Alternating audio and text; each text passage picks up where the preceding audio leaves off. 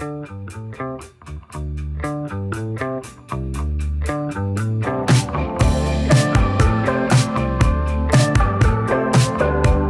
à vous qui écoutez le podcast, j'ai un truc à te montrer dans cet épisode dédié aux mockumentaires et aux documentaires.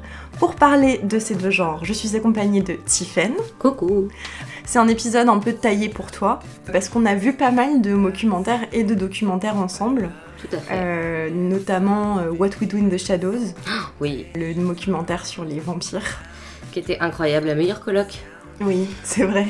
T'as un peu envie d'être en coloc avec eux. Ouais, pas dans la cave. Pas avec Peter. Voilà, je vous invite à écouter l'épisode sur les vampires, où on parle longuement de ce film. Aujourd'hui, on a décidé de se consacrer à 3 films, donc 2 mockumentaries, donc des mockumentaires, et 1 documentaire. On va parler de Marcel the Shell with Shoes On. On va parler de Philomena Kunk, et plus particulièrement Kunk on Earth et Kunk on Life. Et on va aussi parler de Fire of Love. Si on a un tout petit peu de temps, on verra si on parle de Samsara. Oui, de l'œuvre de Ron Frick. Je pense qu'on peut avoir le temps. Ok. Alors déjà, on va commencer par Marcel the Shell with Shoes On, donc sorti en 2021. Alright, so I'm making like a little documentary. Oh, it's like a movie, but nobody has any lines and nobody even knows what it is while they're making it. No? Tell me about what's life like. It's pretty much common knowledge that it takes at least 20 shells to have a community. My cousin fell asleep in a pocket, and that's why I don't like the saying everything comes out of the wash. Because sometimes it doesn't, or sometimes it does, and they're just like a completely different person. C'est un film qui a été basé sur un court-métrage sorti sur YouTube en 2010 de Dean Fleischerkamp, à l'époque mariée à Jenny Slate, et c'était elle qui doublait du coup le petit coquillage. Donc ils ont été mariés de 2012 à 2016, et ils ont sorti ensemble le film en 2021, sachant que c'est un projet qui a mis environ 7 ans à voir le jour, où ils ont d'abord écrit et enregistré des dialogues improvisés, un long processus pour obtenir la trame finale du film, et après ils ont tout storyboardé, ils ont tourné les séquences en live action, et ils ont terminé par l'animation en stop motion. C'est quand même un énorme travail, sachant qu'un jour de tournage représentait 5 à 10 secondes d'image du film. À la production, on retrouve les frères Kyodo. C'est quand même 2 pontes du cinéma d'animation. Ce sont eux qui ont fait Les Clowns Tueurs Venus d'ailleurs, Robocop, Team America aussi. Un des films les plus drôles de toute l'histoire du cinéma. C'est vrai. Je sais pas si toi tu aimes ce film. J'avais beaucoup aimé. Il faut être dans un certain mindset pour pouvoir regarder ce film. Et je l'avais vu la première fois dans un très bon mindset avec des copains. Du coup, ça valait vraiment le coup. Ça me fait penser, aucun rapport et pas le même genre, mais juste en termes d'animation, à des trucs de Wallace et Gromit. Oui. C'est pas les mêmes sujets du tout. Mais c'est aussi intéressant graphiquement, je trouve. Oui, tout à fait. La stop motion qui est une méthode de moins en moins utilisée au cinéma, puisque c'est très coûteux, c'est très long, enfin qui est un peu voué à disparaître, même s'il existe quand même des films qui sortent chaque année, mais ça devient de plus en plus rare. Oui, il y avait Courgette il y a longtemps qui était sorti. Ma vie de courgette. Ma vie de courgette, ouais. Et ça c'est pareil, le stop motion était trop bien. Enfin, je crois que c'est du stop motion. Oui. Mais ça donne une patte particulière. Tout à fait. Au film. Alors, sur les frères Kyodo, j'ai un épisode de podcast à vous conseiller, c'est Jumpscare, où l'équipe a interviewé les frères Kyodo et ils reviennent sur toute leur carrière. Et ils parlent notamment de Marcel the Shell. Ce sont des personnes qui travaillent sur les effets visuels. On retrouve aussi à l'animation Kristen Lepore qui a travaillé sur Everything Everywhere All at Once. Est-ce que tu l'as vu ce film ? Incroyable. Voilà. Incroyable, vraiment. Tu vois le moment avec les cailloux et les yeux ? Je crois, oui. Et où tu sais, où c'est dans une réalité... Non, c'est juste une réalité alternative. Oui, c'était... Mais alors là, vraiment, je crois qu'à ce moment-là du film, j'ai fait... Oh, ok, il y a eu un truc de encore plus. Et, justement, on va parler d'absurde, et il y a cette coupure de l'absurde là-dedans, qui est magistrale. Beaucoup dans ce film. C'est beau, oui, mais les pierres, je pense que c'était le plus... Visuellement, le visuel servait énormément à ça. Et avec tout la patate visuelle qui nous balance, ce plan-là, c'était calme. Ouais, parce que... Avec des écritures. Oui, juste avec des sous-titres. Et c'est un plan contemplatif où il y a juste les bruits de la nature, quoi. Et ces 2 cailloux qui parlent sans parler. C'était trop bien. Ouais. On retrouve aussi Eric Atkins qui a travaillé sur Mars Attacks.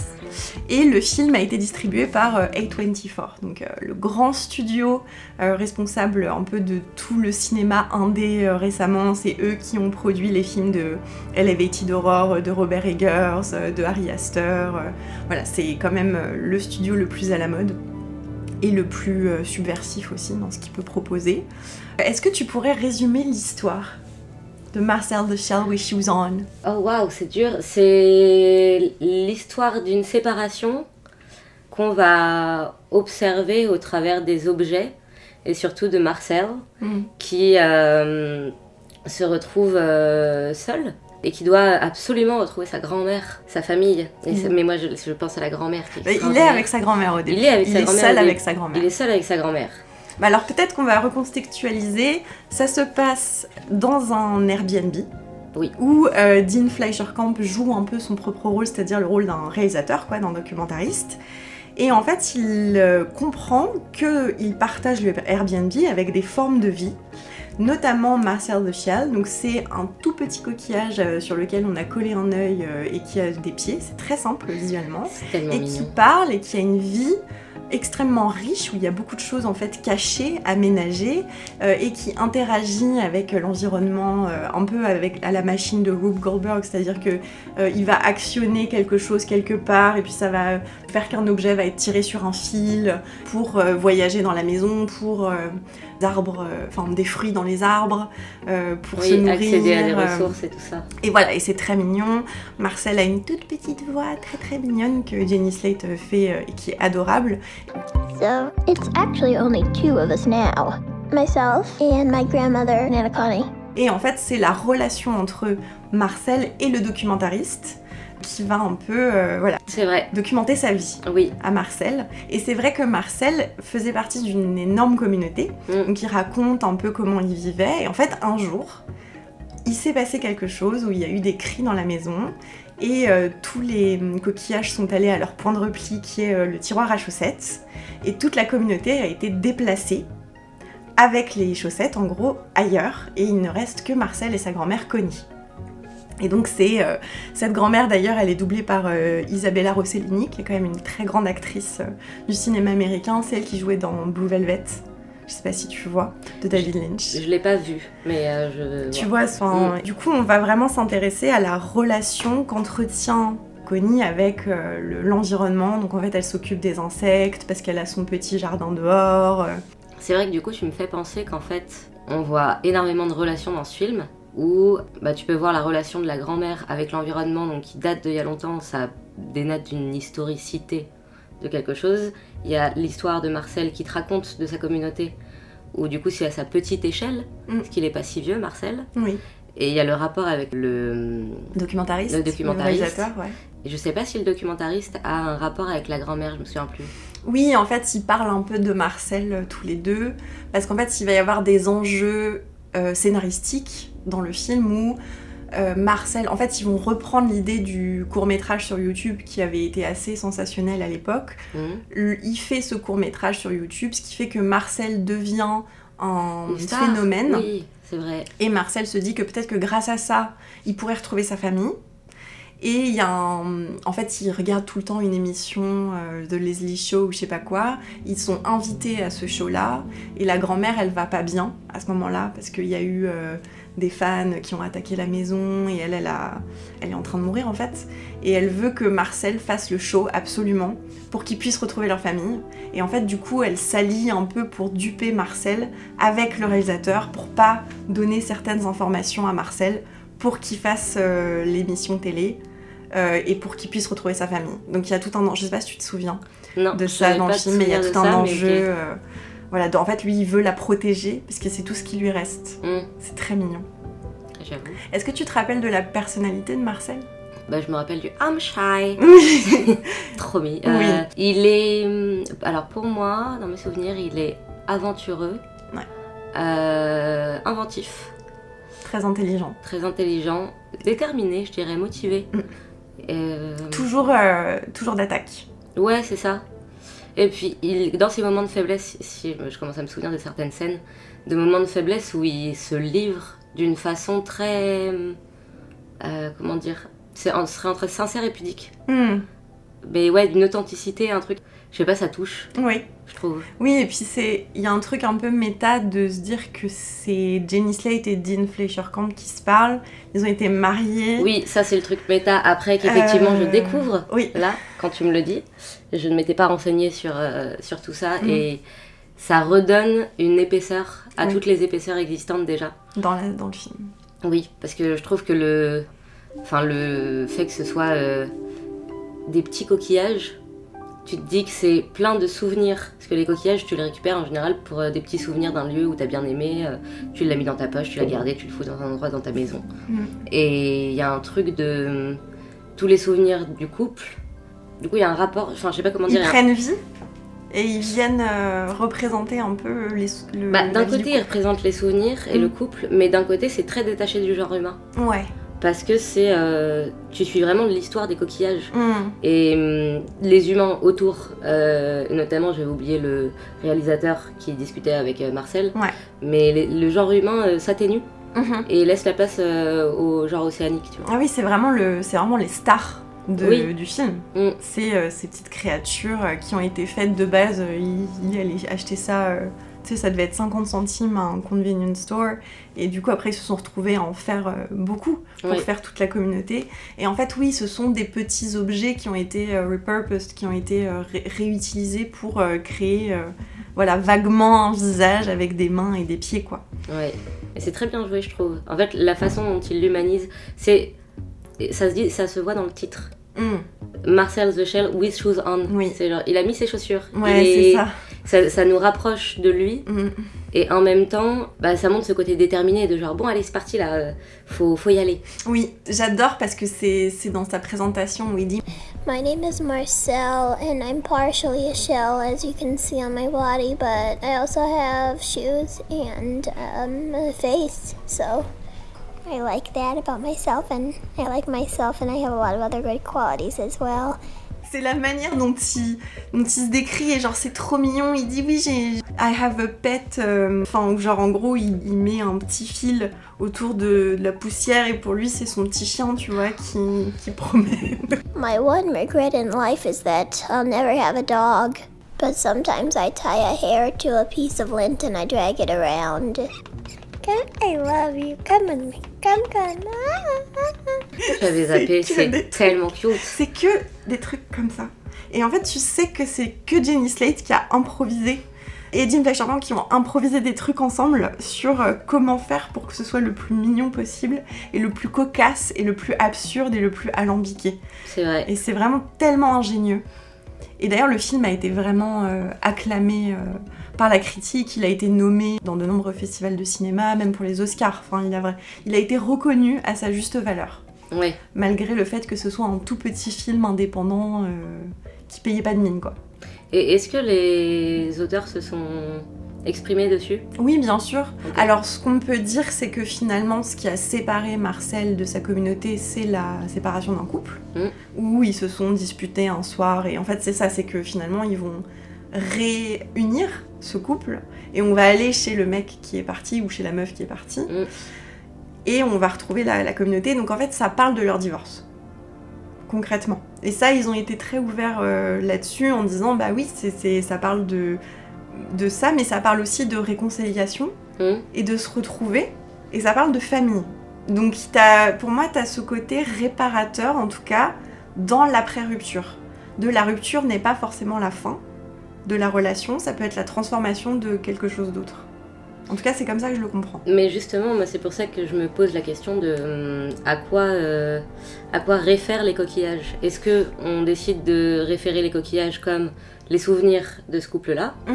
Est-ce qu'on décide de référer vraiment au Marcel et avec sa grand-mère, il y a le reste de la communauté ailleurs ?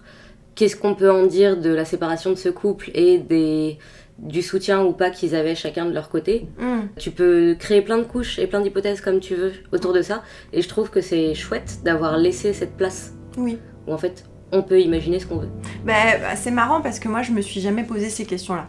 Ouais d'où proviennent les coquillages. C'est un peu un truc pour moi, c'est un peu de la fantaisie, comme par exemple Vampire en toute intimité, où j'accepte que ce sont des vrais vampires. Là, j'accepte que finalement, dans toutes les maisons, un peu à la Toy Story, quand tu regardes pas, en fait, t'as une vie chez toi. Ça parle aussi du monde de l'invisible, du rêve. Tu ramassais des coquillages quand t'étais petite? Bien sûr, des cailloux, bien sûr. Et encore aujourd'hui. Bah ouais. Mais du coup, je trouve que ça rapproche le truc de pouvoir imaginer toutes les petites choses qui bougent chez toi. Et en fait, si tu regardes ton chez toi, parce que là, on le voit et c'est marrant à penser et à regarder, je trouve, un peu en décalé parfois. C'est comment t'as agencé tes petits objets. Et qu'est-ce qui fait qu'il y a tel objet que t'as rapproché de tel autre. Bien sûr. Et si ça se trouve, ils ont des petites relations la nuit, effectivement, où ils discutent, ils sont en mode vas-y, passe-moi ça et tout, genre s'il te plaît, on va là. Ils organisent des teufs dans tes plantes. Mais peut-être. C'est possible. Et je ressens un truc, c'est vrai, très particulier envers chaque objet. C'est vrai. Mais c'est ça, le côté objet. En fait, moi, c'est ça que je trouvais hyper intéressant, c'est que c'est la vie des objets qui sont personnifiés là. Le coquillage reprend vie. Moi, j'ai un rapport à la mer qui fait que, automatiquement, je vais penser à l'habitant de la mer qu'il y avait dans ce petit coquillage avant. Et genre, quelle a été sa vie à lui dans l'océan. Et regarder des documentaires sur la mer, c'est formidable. Bien sûr. Non, mais je suis d'accord. C'est que finalement, ça vient appeler à l'infiniment petit. Et c'est pas pour rien qu'il y a tout un segment sur la relation entre Nana Connie, donc la grand-mère, et les insectes, où tu la vois interagir avec les fourmis, avec les abeilles. Il y a ce moment trop mignon où t'as une fat petite abeille toute ronde qui est éclatée dans leur jardin et elle est en mode « Ah, elle a pris trop de pollen, she's a bit drunk !» Et elle est en mode « There you go !» Et après elle repart. Enfin, c'est tellement... C'est horrible à quel point c'est adorable, genre. C'est vrai que c'est très très adorable.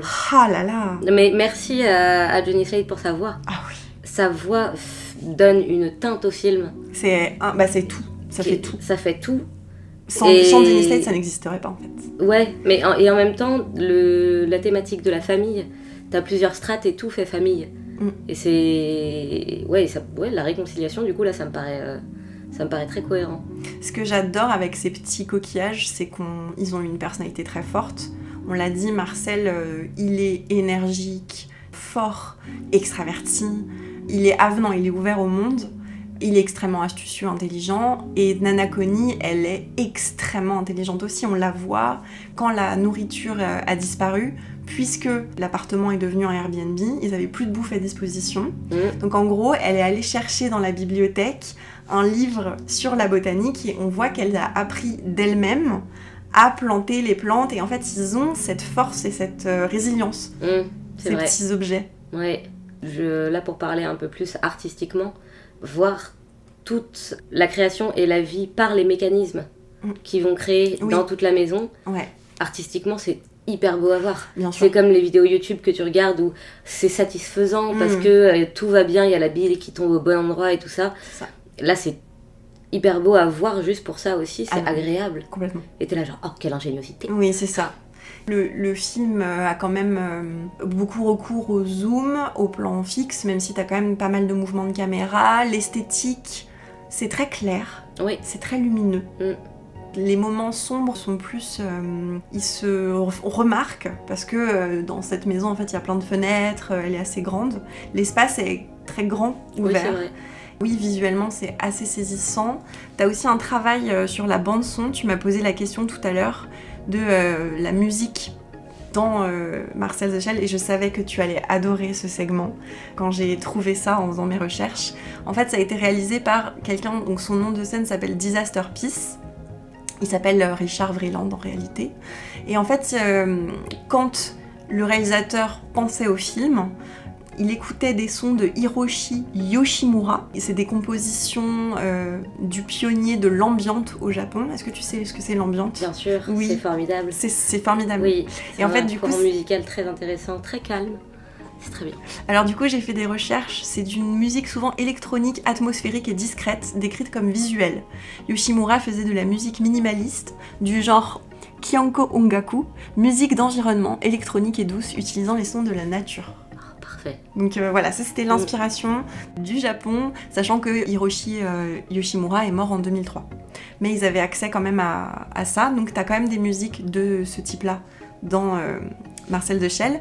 Et donc du coup, Richard Wieland s'est inspiré de ça, de cette musique japonaise. Il a fait des compositions originales, donc une musique à synthé d'ambiance, de la musique intradiégétique et les sons produits par l'environnement et les personnages. Alors là, on va aller très technique, je ne comprends pas tous les termes, mais il a utilisé ce qu'on appelle la modulation de fréquence MF, FM en anglais, ce qui est un mode de modulation consistant à transmettre un signal par la modulation de la fréquence à un signal porteur. Voilà, je ne comprends pas tout ce que ça veut dire. Mais ça a l'air spécifique, ça crée des sons qui peuvent ressembler à des sons naturels de manière simple et satisfaisante. Un peu comme la thérémine, peut-être ? Peut-être, je ne sais pas. J'ai pas toutes les notions en musique. Ok, moi non plus. Passons donc. Mais j'avais quand même envie de me montrer comment il avait travaillé. Il a utilisé par contre pour le personnage de Connie le piano, parce qu'il disait que c'est un instrument qui est plus ancré, familier et traditionnel. Et c'est ce qui donne aussi cette patte très artistique, je pense, au film. Bah, il y a un truc où justement, ça, avec la lumière associée à la musique, ça tamise l'énergie de Marcel. Je sais pas comment le dire, il est tellement actif, tu pourrais mettre une musique d'aventure. Carrément. Sur ce film. Bien sûr. Mais le fait que ce soit des musiques assez planantes, ça t'invite à observer l'infiniment petit avec eux. Tout à fait. Oui, ça te met en état d'observation. Et en même temps, t'as ce petit Marcel qui te raconte énormément de choses. Il se passe énormément de choses dans ce film quand même. Ah oui, il est long. Genre, c'est aventure sur aventure. Mais tu peux vraiment te poser et t'installer pour le regarder. Oui. Et grâce en partie, je trouve, à la musique et à la lumière associée. Tout à fait. C'est un film qui est très émouvant, hein, très émotionnel. Complètement. Je trouve... c'est pas difficile de pleurer devant, je pense. C'est possible. Ça dépend des périodes. Mais c'est possible. Est-ce que t'as des choses à rajouter sur Marcel de Shell ? Je crois que non, c'est bon. Ouais. J'espère qu'on a bien rendu honneur à ce film. On va pouvoir passer au suivant. Là, on va parler d'un vrai documentaire qui s'appelle Fire of Love. Documentaire produit, écrit et réalisé par Sarah Doza. La narration est de Miranda July. Et il est sorti en 2022. This is Katya. And this is Maurice. Tomorrow will be their last day. They will leave behind hundreds of hours of footage, thousands of photos, and a million questions. C'est très dur, deux volcanologues qui vivent ensemble. Parce que c'est très volcanique, donc franchement, ça fait des éruptions très souvent. For Katya and Maurice, the unknown is not something to be feared. It is something to go toward. Moi, j'aime bien qu'il marche devant moi. Je me dis, s'il va se tuer, je préfère être avec lui, donc... Est-ce que tu pourrais résumer un peu de quoi parle ce documentaire ? C'est la vie de deux volcanologues qui ont créé ce métier, du coup. Dans les années 70. Dans les années 70, c'est deux... Alors, qu'est-ce qu'ils faisaient au départ ? Ils devaient étudier la géologie, et puis ils étaient passionnés par le feu, on va dire. Et les volcans. Hein. Et les volcans, ils étaient tous les deux très aventureux aussi, et un peu genre peur de rien, en mode non, mais en fait, on va le faire. Parce qu'on est passionné par ce qu'on fait et il faut absolument que ce soit plus étudié. Et ils avaient le même kiff, donc ils se sont mis en couple. Et grâce à ça, ils ont documenté leur vie énormément, très tôt. Et ce documentaire est sorti après leur décès. Oui, parce qu'ils sont morts dans les années 80. Donc c'est Katya et Maurice Kraft, ou 90, je sais plus. Dans les années 90, 2000, où ils sont allés voir un volcan, justement. C'est ça. Et il y a les dernières images dans le film de leur dernier volcan. Oui, c'est ça. Alors, le film est uniquement composé, pratiquement, d'images d'archives qui ont été remasterisées et retravaillées. Il n'y a pas d'interview, il n'y a pas de choses contemporaines. Il y a des dessins et des montages, mais c'est tout. Et du coup, ça donne un aspect ultra pellicule... nostalgique au film, visuellement déjà. Visuellement, le traitement de l'ISO là, je sais pas ce que c'est, quel grain ils ont utilisé, mais ce grain là est magique. Et c'est des vraies images d'archives des années 70 quoi. Mais oui, mais en fait faut avoir ces caméras à nouveau parce que cette teinte d'image, ça donne une émotion. C'est assez extraordinaire. Donc oui, le film documente donc déjà comment ils étaient quand ils étaient enfants, ils étaient déjà passionnés tous les deux par les volcans, ils se rencontrent très vite et finalement c'est un peu un polyamour les volcans, Katia et Maurice, c'est un peu un trouble, quoi. C'est un triangle amoureux, parce que c'est leur premier amour, et ils vont passer leur life, dès qu'ils le peuvent, sur des volcans. Genre vraiment, c'est en éruption, de préférence. Ah oui, non mais ils en ont rien à faire, ils sont là où ils doivent être. Il y a un côté très magnétique, où ils décrivent cet amour des volcans comme plus fort que tout. Ils partagent aussi cette relation qui est vraiment très émouvante. Elle est pudique, hein, évidemment, tu les vois pas forcément s'embrasser ou quoi, mais tu vois leur relation... Alors, peut-être qu'on peut décrire la personnalité de chacun, si tu t'en souviens, de Maurice et Katia. Il y a juste, je me souviens dans le documentaire, des moments où on les entend parler l'un de l'autre, séparément, et c'est d'une mignonnerie en même temps et d'un agréable, t'es là, waouh. Oui, ils s'aimaient vraiment en plus. Ouais, mais d'une façon, je sais pas, hyper respectueuse. Enfin, un truc de... Ouais, bah en fait, le trouble du volcan, cette passion-là commune, fait qu'ils ont un respect l'un pour l'autre. Et moi, ça me fait penser des amours des années 80, enfin des choses très, très romantiques en fait. Oui, un peu à l'ancienne. Alors en fait, avant d'être volcanologue, ils avaient fait d'autres études. Chacun, ils ont une spécialité. Lui, il est géologue en effet, et elle faisait autre chose. Ce qui fait qu'en fait, ça menait à des disputes entre les deux, où lui, il était beaucoup plus téméraire qu'elle. Notamment, il y a un moment qui est dans le film qui est absolument dingue, où ils sont sur un lac d'acide. Et ils décident de prendre un matelas pneumatique pour traverser le lac d'acide.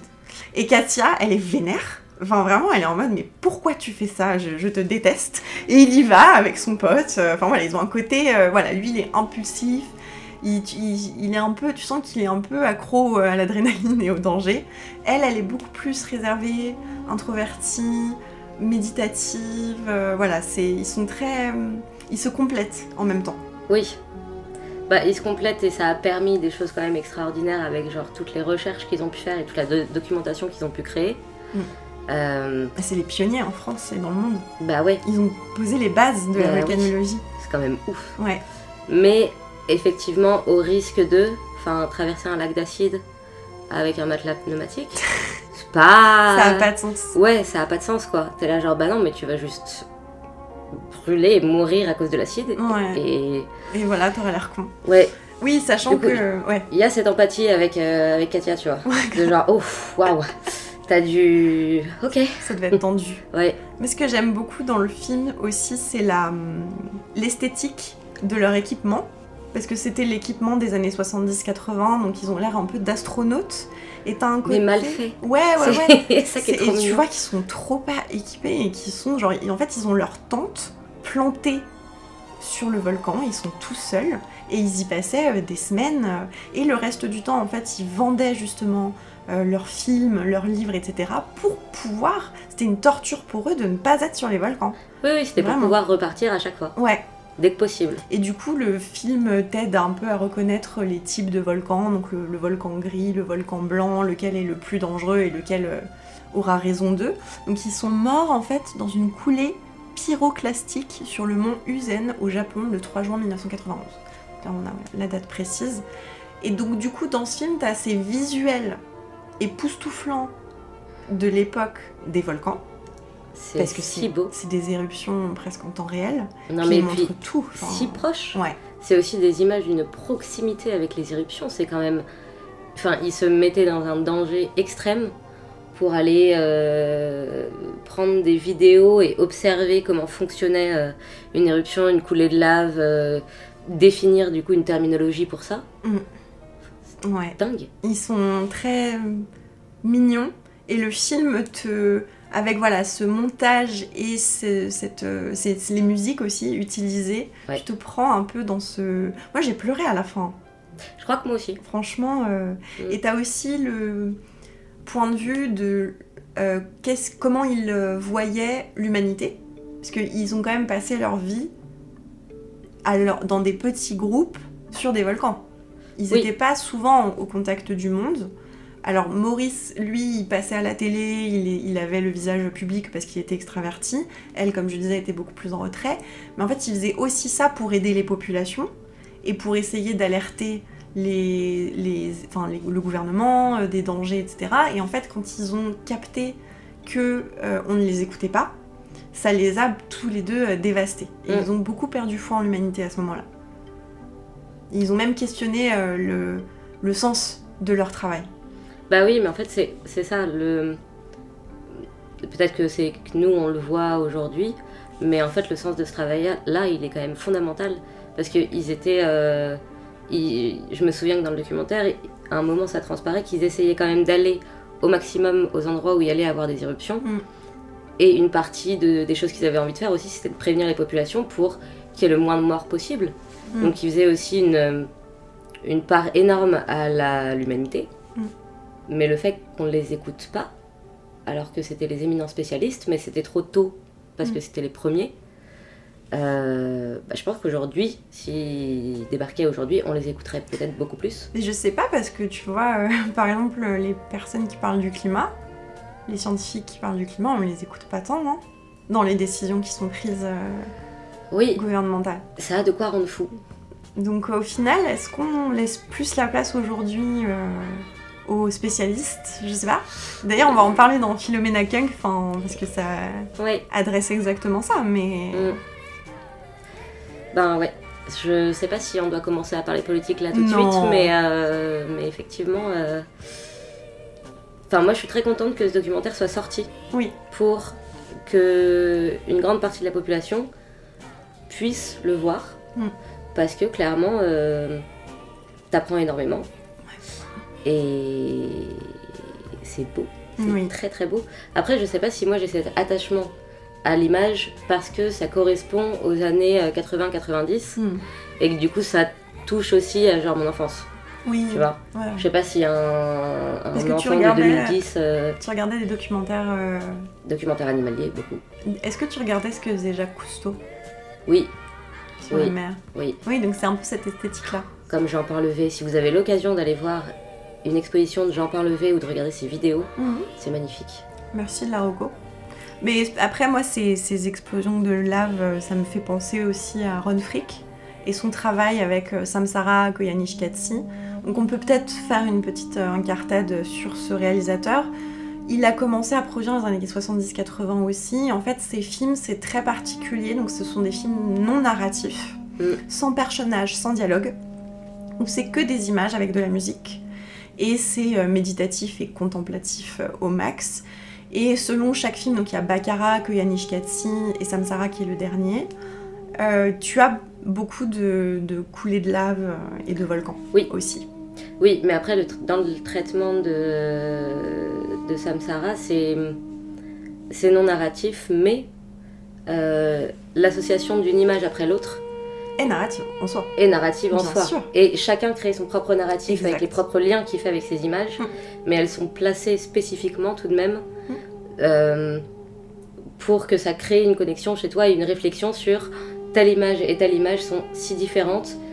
Et je trouve que c'est un point de vue très, très juste et sans jugement. C'est juste des images, mais sur la Terre, la planète, l'humanité. Et après, tout ça très contemplatif avec la musique de Philippe Glass, c'est formidable. Oui. Et après, t'as des connexions, des pensées et une pensée critique là-dessus ou pas. Il y a des moments où t'es obligé, genre tout ce qui est sur... Ouais, il y a des moments où ils te forcent. Sur justement les usines. Oui. Les grosses usines je pense à la Amazon ou quoi. Oui. Alors c'est des poulets, je pense qu'ils trient des poussins. Oui, des poussins. T'as aussi un commentaire sur la manière dont on consomme de la nourriture. Enfin, t'es forcé de voir certaines choses. La manière dont elles te sont présentées en plus. Parce que ce segment dans Samsara, l'industrialisation, il est hardcore. Il est hardcore. Ouais, il est hardcore. T'as tout un segment sur la prostitution aussi, le travail du sexe. Qui te laisse pas indifférent, quoi. Non, mais avec d'autres images d'une beauté d'œuvres d'art qui peuvent être créées, je sais plus comment ça s'appelle, les motifs indiens, là, le cercle qui doit être l'affiche ou un truc comme ça. Et ça, c'est magnifique, des images de paysages magnifiques. Et du coup, quand tu passes à l'industrialisation, moi je me souviens ressentir le besoin de revoir des images de nature. En mode s'il te plaît, passe. Ouais. Là, j'ai pas envie. Ouais, j'ai pas envie. Je crois qu'il commence par les humains. Et après, donc non, mais tu vois des trucs. Tu vois des enfants avec des armes. Il y a quand même des trucs. Il y a des trucs très violents, mais moi, en tout cas, là, mon souvenir que j'en ai, c'est quelque chose quand même de très apaisant, finalement. Samsara. Ouais. Oui. Alors que pas vraiment. Non, t'as des moments où ton cœur bat un peu fort. Ouais, c'est ça. Le tout sans personnage et sans dialogue. Ouais. Mais avec la musique de Philippe Glass. Bah oui, et en fait, la musique de Philippe Glass, c'est un monument. Vraiment. Nos deux volcanologues passionnés qui sont allés au bout de leur passion. Vraiment. Oui. Alors du coup, la réalisatrice a dit à propos du film que, je cite, « Ils m'ont appris ce qu'était de vivre une existence et une mort pleine de sens, et je crois que ce qui est au cœur de ça, c'est l'amour. Ils sont allés au bout de leur passion avec dévouement dans une quête de compréhension, tout en sachant qu'ils ne pourraient jamais tout comprendre. Je crois que c'est la relation entre l'amour et le sens, ce que cela signifie de vivre chaque instant, tout en sachant qu'il s'agit peut-être du dernier. » Bah, c'est très juste pour eux. Vu l'état de danger, le contact du danger qu'ils avaient. Et puis ils en parlent, ils en étaient très conscients. Oui. Et tous les deux disaient qu'ils étaient ok avec le fait de mourir dans un volcan, mais qu'ils souhaitaient mourir ensemble. Oui. Par contre. Parce qu'ils supporteraient pas... la perte de l'un ou l'autre. Ouais, voilà. C'est trop triste. Non mais c'est beau quand même. Ils ont quand même... c'est un des... Pour moi, tu vois, il faudrait apprendre ça dans les livres d'histoire. Ouais, je suis d'accord. C'est important. C'est vrai, moi j'en avais jamais entendu parler. Hein. Moi non plus. Et vraiment, voir ce documentaire, j'étais... ils sont français. Ouais, c'était fascinant de découvrir leur vie. J'étais tellement heureuse quand je te l'avais amené et que je t'avais dit on va regarder ça maintenant. Parce que c'est tellement toi corps. C'est des volcanologues, c'est des images des années 70 et c'est un couple de petits scientifiques trop mignons. Enfin, c'est tellement toi quoi. Ouais. Je suis un petit couple de scientifiques à moi-même. Tu serais une très bonne volcanologue, je pense. Je pense, mais je préfère mourir de froid que de chaud, je pense. Je participe, oui. Tu votes, tu valides. Nickel. C'est la conversation qui n'a plus aucun sens. Oupsie. Ok, bon, bah vu qu'on est parti pour rigoler, on va pouvoir passer à Kunk. Philomena Kunk. Oh là là. In this landmark documentary special, I'll travel the globe to walk in slow motion through picturesque locations, get up close to some of the most significant molecules in existence, and meet a variety of academics, experts and professional mammals to ask some of the most significant questions you can say with a mouth. Hello, who are you? I'm Brian Cox, Professor of Particle Physics at the University of Manchester. Donc, c'est une série créée et écrite par Charlie Brooker. Donc, Charlie Brooker qui est quand même le créateur de la série Black Mirror. Donc, Black Mirror, série sortie sur Channel 4 en 2011, qui ensuite a été récupérée en 2016 par Netflix. Ouh. Ouais, qu'est-ce que tu as à dire sur Black Mirror ? Alors, sur Black Mirror, création de 2011, c'était une claque. Alors, un chef-d'œuvre. Un chef-d'œuvre, mais en tout point. Sur, à l'époque, l'exclusivité et la nouveauté de ce type de sujet. Ouais. Sur l'esthétique, qui est léchée. La simplicité aussi. La simplicité et... Alors ça, t'en parleras mieux que moi, mais je crois me souvenir qu'il y a des mouvements de caméra, des choses qui viennent préciser énormément le propos. Et j'ai découvert ça, c'était une claque, vraiment. Ah, moi aussi. Et puis c'était hyper novateur, c'était vraiment les années 2010. On n'avait pas l'habitude de ça. Et ça a quand même créé un tollé. Et c'était une série qui était une série choc. Oui. Elle était marketée comme ça. Le but de regarder Black Mirror, c'était pas de passer un bon moment. Hein. C'était d'être bouleversé au plus profond de toi-même et de te rouler en boule et de pleurer à la fin. Tout à fait. Vraiment. Ça marchait très très bien. Chaque épisode était horrible. Mais donc voilà, en fait, la prémisse de Black Mirror, c'est une dérive de la technologie. Mais t'as toujours la technologie dedans. Oui. Donc du coup, le premier épisode, c'est une princesse de l'État anglais qui se fait enlever. Et donc du coup, on demande au Premier ministre d'avoir un rapport sexuel avec un porc en direct à la télé. Le deuxième épisode, c'est c'est quand même hyper drôle. Non, mais horrible. Le premier était vraiment horrible. Ah, mais le premier, il est à vomir. Il est vraiment... Ouais. il est et le sujet est terrible. Enfin, non mais ça, voilà. Le deuxième, c'est une société dystopique où des jeunes font du vélo et ils vivent dans des boîtes noires et ils peuvent pas, enfin genre ils sont assujettis, ils sont esclavagisés et t'as une réflexion sur le travail du sexe qui est extrêmement violente et sur le porno, enfin vraiment c'est l'horreur. Et le troisième épisode, là on est qu'à la saison 1, c'est tout le monde a une carte mémoire dans la tête qui enregistre tout en permanence et un couple va utiliser ça pour se prouver qu'ils se sont trompés quoi. Donc c'est jalousie l'épisode. C'est vrai. C'est horrible, ça c'est que la saison 1. C'était dans la saison 1, pas la saison 2 ça ? Dans la saison 1. Ok. Saison 1, donc voilà, c'est toujours badant en fait, c'est extrêmement badant. Et quand ça a été récupéré par Netflix, d'un coup, alors là, on a perdu l'identité totale de la série. Donc la saison 3, ça allait encore, à peu près.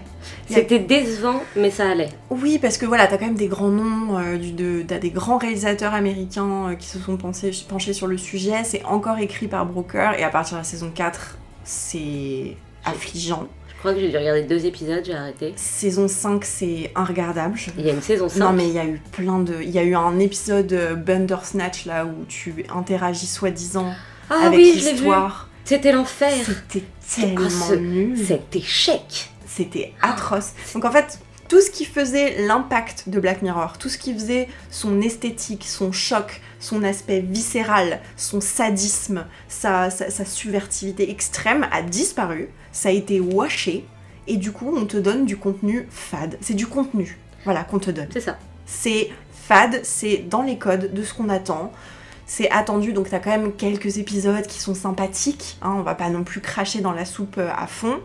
T'arrives toujours sur ce sujet à trouver des idées, oui, mais c'est une pâle copie. Voilà. Genre vraiment c'est devenu gris pâle quoi. Et ça équivaudra jamais à le chef-d'œuvre absolu qui était les 2 premières saisons. Voilà, on avait besoin de le dire, de sortir notre venin à propos de Black Mirror parce que ça c'est un truc qu'on a vécu ensemble quand c'est sorti et qu'on était affligés toutes les deux et on en parlait pendant des heures parce qu'on se sentait trahis en fait. Mais je pense qu'on a eu de la chance de découvrir Black Mirror à l'époque quand c'est sorti. Oui. Parce que ça résonnait énormément avec ce qui se passait dans le monde, je crois. Ouais, bah oui. Et c'était très précurseur. Oui, on était jeunes adultes. Ouais. Oui, c'est vrai que c'était précurseur, extrêmement précurseur.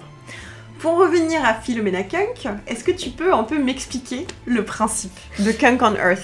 Alors, Philomena Kunk, c'est un personnage extraordinaire de nonchalance, de paroles directes, on va dire. Oui. Sans filtre. Ouais. Et sans tri. Non. Vraiment. Ah oui, elle dit tout ce qu'elle pense. Voilà, et placée à des endroits, toujours à côté, et en même temps c'est formidable.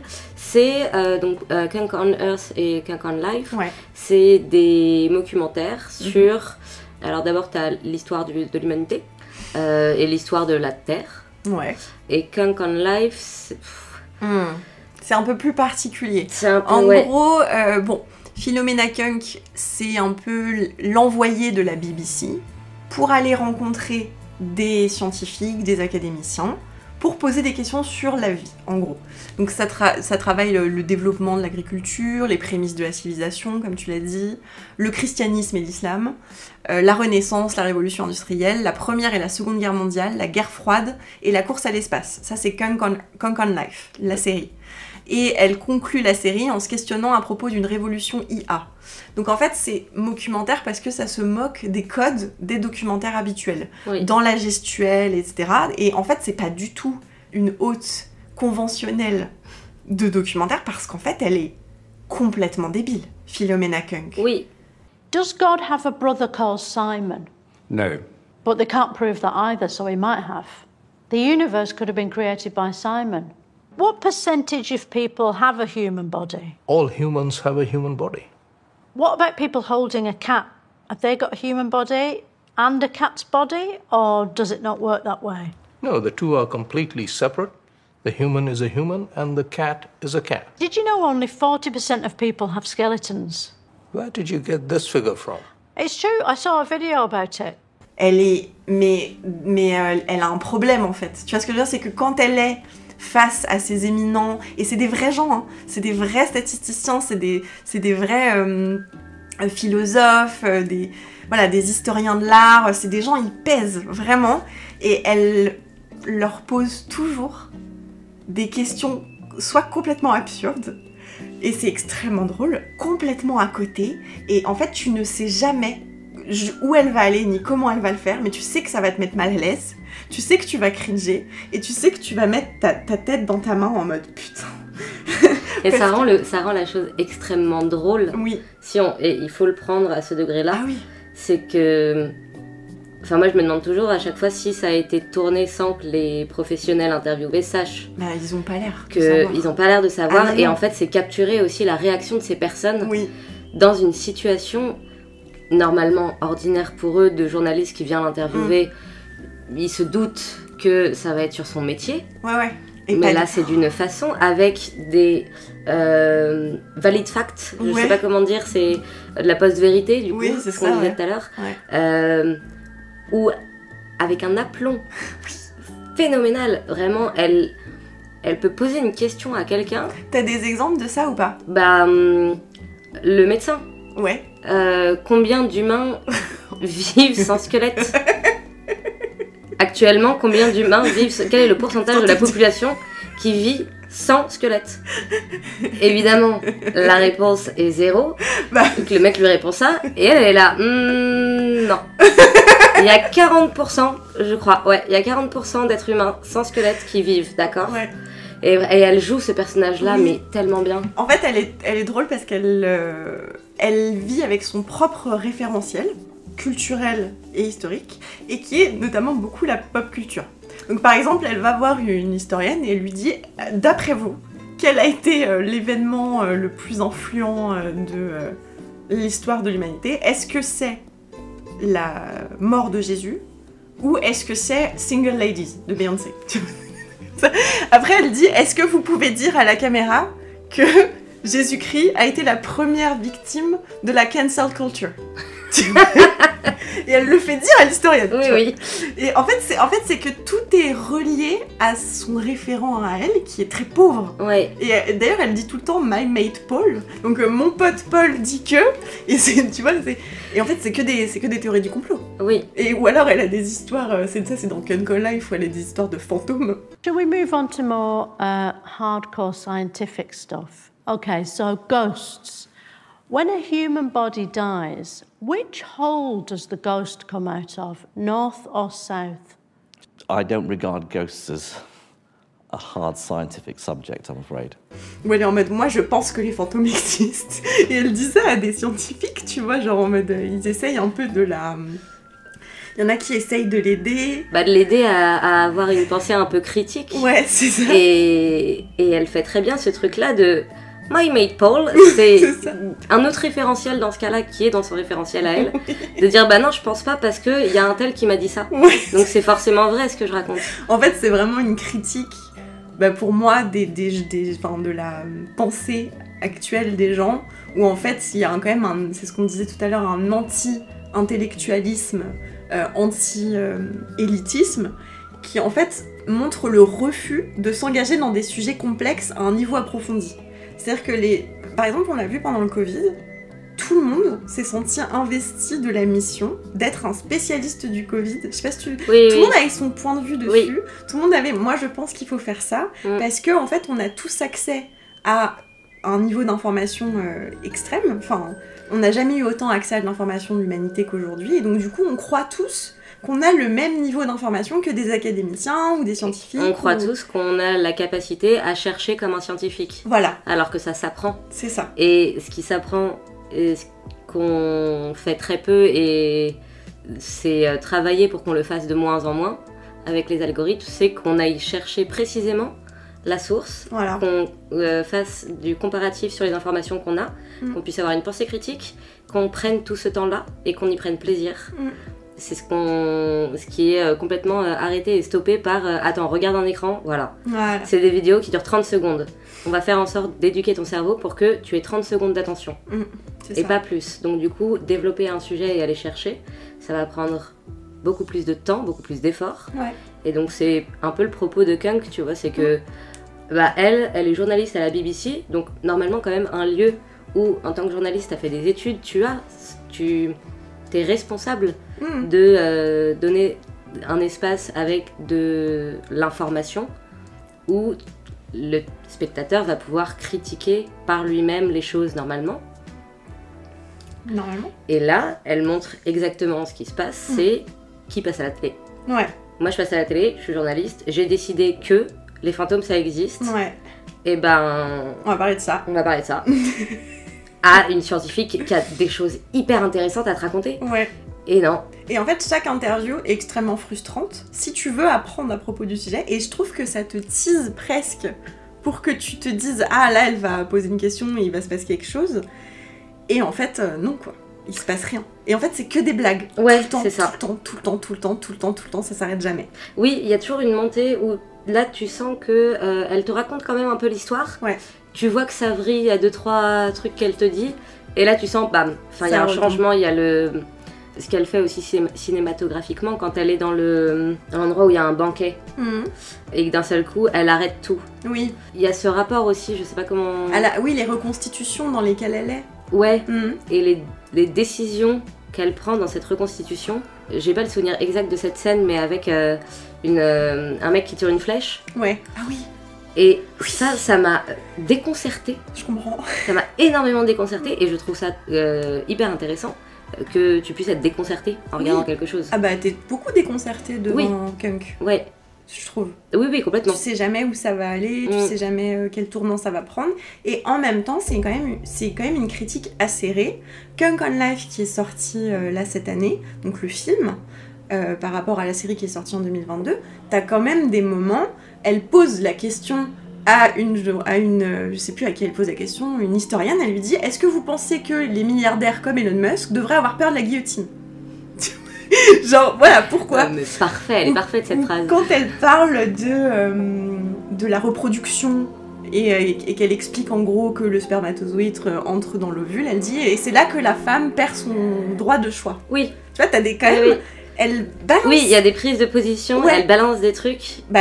Mais justement, je trouve que c'est ce qui est hyper intéressant, c'est ces moments-là, ces phrases-là, ça vient soulager le personnage qu'elle joue, où tu dis que pour moi c'est un peu comme casser le 4e mur. Oui, bien sûr. C'est le personnage de personne qui a décidé que penser critique, de façon critique, c'était inutile.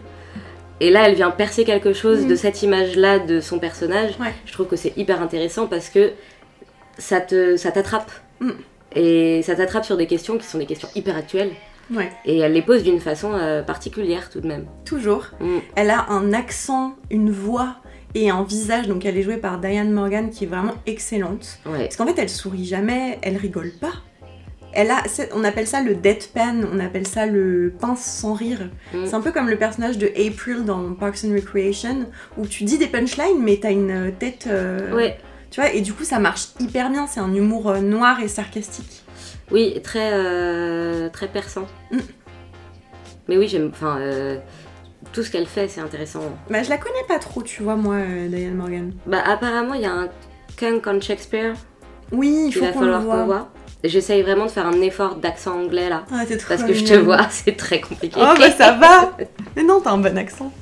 Donc c'est une série qui va beaucoup se baser sur ce qu'on appelle le second hand embarrassment, donc le fait de se sentir mal pour un personnage à l'écran, d'avoir honte pour lui. Donc ça, on a ça notamment dans The Office, tu vois, c'est vraiment la base de l'humour. Oui. Là, t'es vraiment, voilà, tu cringes. C'est absurde. Et il y a une petite innocence enfantine chez Kunk, où elle a une approche un peu comme une nouvelle-née qui appréhende la vie. Parfois, elle pose vraiment des questions qu'un enfant de 5 ans pourrait poser. C'est vrai, et ouais, ça rend le truc doux, quand même. Et qui fait que tu l'aimes bien, parce que là, on la décrit de manière, elle est con, elle sert à rien, etc. Vrai, mais tu l'aimes quand même. Ah, mais de toute façon, tu l'aimes, rien que dans son jeu d'actrice, tu l'aimes. Enfin, elle a une façon dans ses positions. Oui, parce qu'elle parle comme les journalistes dans les documentaires, donc elle met ses mains comme ça. Vous voyez cette gestuelle, vous avez vu des documentaires, vous voyez comment ils se présentent, les mouvements de caméra. Donc en fait, elle a la prestance de quelqu'un qui dit des choses sérieuses, sauf qu'elle dit n'importe quoi. Genre, oui. je sais pas, elle montre une fresque qui date du néolithique dans une grotte, et elle dit pour les hommes d'avant, ça c'est l'équivalent de Fast and Furious 7. Des trucs comme ça. Ouais, j'avoue. En fait, oui, toutes les références à la pop culture sont hyper intéressantes. Oui. C'est hyper drôle qu'elle fasse ce rapprochement-là à chaque fois. Et puis elle fait que des rapprochements.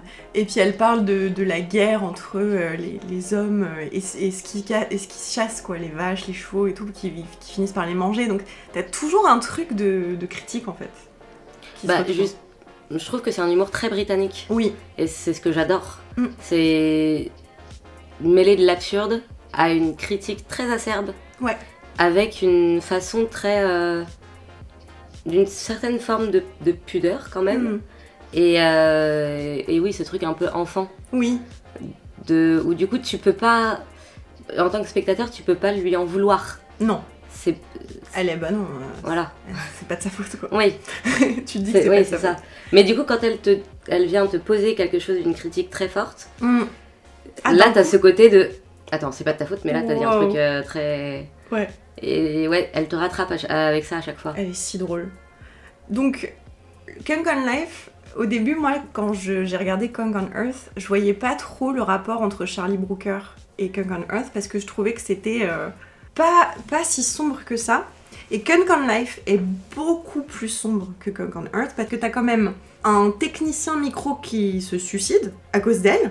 Parce qu'elle dit que sa vie n'a aucun sens. Oui. T'as un Muppet Show qui empêche un des enfants de se suicider, avec justement cette critique de Netflix, qui est repris d'ailleurs, qui est dans l'univers de Black Mirror, qui s'appelle Streamberry, et où ils disent oui, on a des contenus pour empêcher les gens de se suicider, machin. Enfin bref, c'est complètement dark.